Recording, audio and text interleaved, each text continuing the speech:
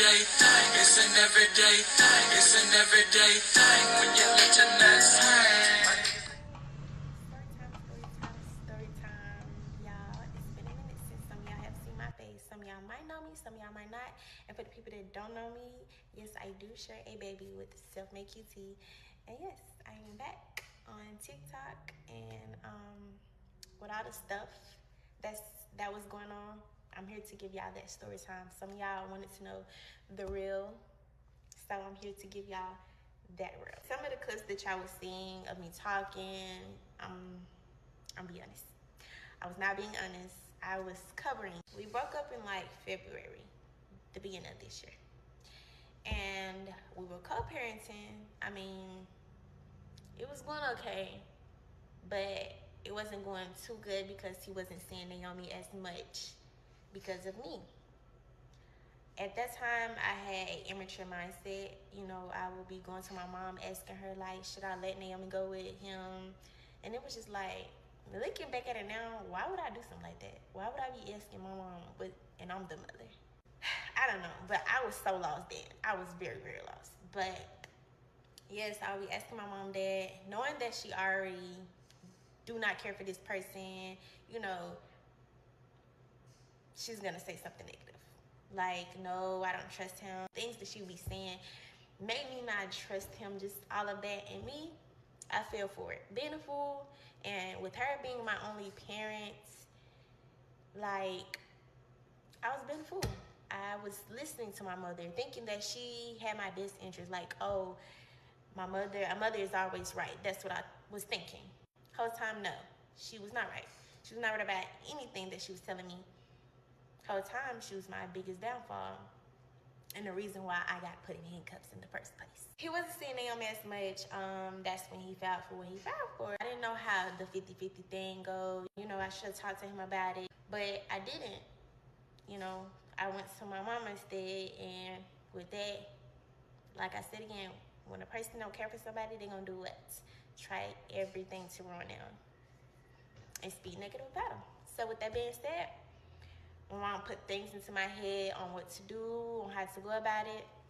And guess what I did? Me being a fool, I went with what she said. And it got to the point where he was, you know, in handcuffs in jail. And did I feel bad about it? Yes, I did. It's not like I didn't care.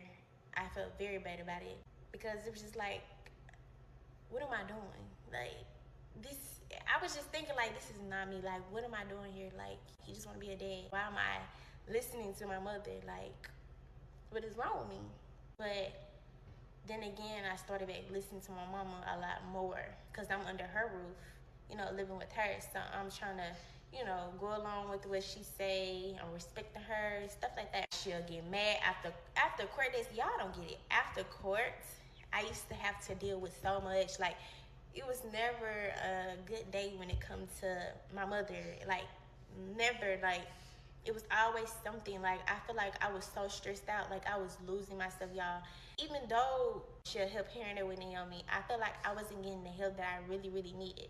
Like, at that point, I needed her dad. I needed his help. And I was telling my mom, like, I want her dad's help. Like, I wish that he could help me.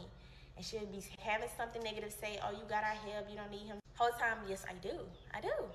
Yeah, you're just a granny. Like, that's her dad. Like, I do need his help. I do. I really did. I did. And to think about it, yeah, it hurts because it's your own mother trying to ruin your life.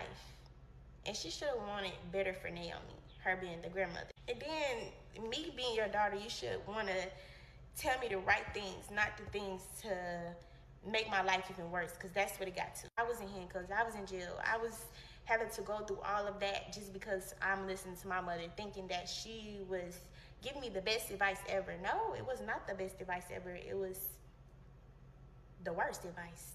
Like, I kept praying to God that I need my own space. Please, like, please, I'm trying to break from this. I couldn't take it no more. I really couldn't. Like, living under your parents' roof, and they try to, you know, like, it was control. I would be hearing like weird things that saying, oh, I'm gonna get full custody of Naomi, stuff like that. Like I would be hearing those type of things. Like it would be weird. Like you telling me not to trust my own child's father, but you being sneaky, you saying sneaky stuff and all this that you got planned. Like he's not my enemy. You are my enemy at this point. That's what it's given. Like, I shouldn't trust you. I had to get on my knees and pray for God to reveal so much stuff to me, and he did. My family judging me because I want to co-parent with my child's father. My family always have something negative to say. They texting him, calling him, trying to make me seem like a bad person, trying to flip on me. No, baby, this is not that. Y'all know what y'all did, and now trying to blame me. It was hard to be honest with y'all, and I'm under a certain person roof that, you know, is telling me to do all these types of things. And y'all, like, I'm not saying that half of the stuff wasn't my fault. I'm not gonna say that. Like, I can take accountability. It was my fault for listening, for going along with it. I should have stopped it. I should have stopped all of that right then and there and let her know, no, I'm not gonna do that. I'm gonna go about it a different way. I would say God put that man in my life for a reason, because he used to try to open up my eyes when it came to a lot of things, and I wasn't listening. I wasn't listening at all. I'm thinking like, he being weird, like he just don't like my mom, like for no reason. But he had his reasons. He had his reasons. He had so many reasons. I didn't feel good about none of it, y'all. When I say I used to cry so much, like at night, because I feel like I was doing something so bad. I had to get on my knees and pray, ask God to forgive me for things that I did that wasn't okay. Listening to people that I thought had my best interest but didn't. I had to pray. I had to pray on it. And I had to seal myself and be like, it's time to do what's right. What are you gonna do? What are you gonna do differently? What are you gonna do better for Naomi? She needs both of y'all. All the stuff that I was doing wasn't right. It wasn't right at all. It was my fault for listening to a parent who I thought was giving me the right advice. You know, it was my fault. And I know some of y'all like, what? Like, it was a lot, y'all. I'm gonna be honest with y'all. Like, I'm in the car with her, you know, after child support. She mad that he didn't get on child support. She was calling me dumb, you stupid, you don't listen to me. And I'm just like, like, how? Like, what am I doing wrong? When I just want what's best for my child. But I'm dumb. This, that, and third. Like, what it do, everyday people, man? Hey, let me know how I sound in this mic. This is my first time using it. I've been testing it out and just seeing how it's gonna sound. But if y'all can hear me, give me a little shout out. But anyway, I had to pause this. She got more to talk about, and I'm really over the mama at this point. And now I know why she haven't mentioned her daddy one time, because he ain't around. And it's probably the mama's fault. And I don't know if this is jealousy. It's a lot of control and manipulation, definitely. But there's no way that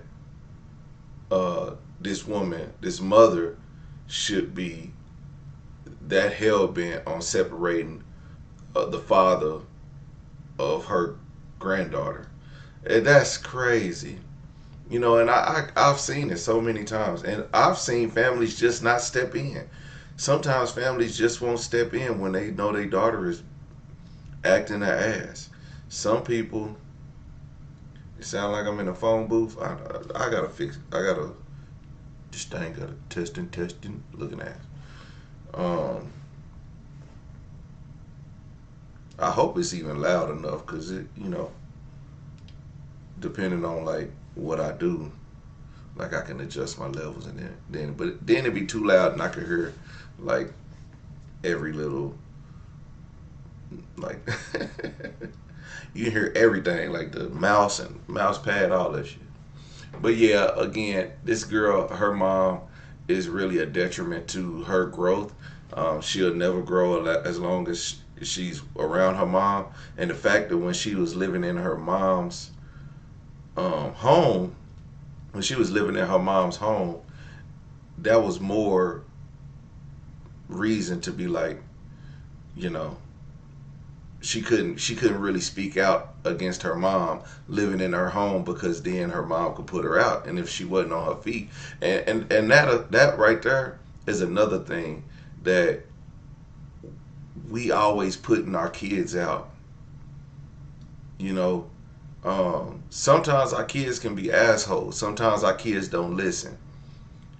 But to say this is my house, my rules type stuff, I think that's very ignorant for parents to do and say.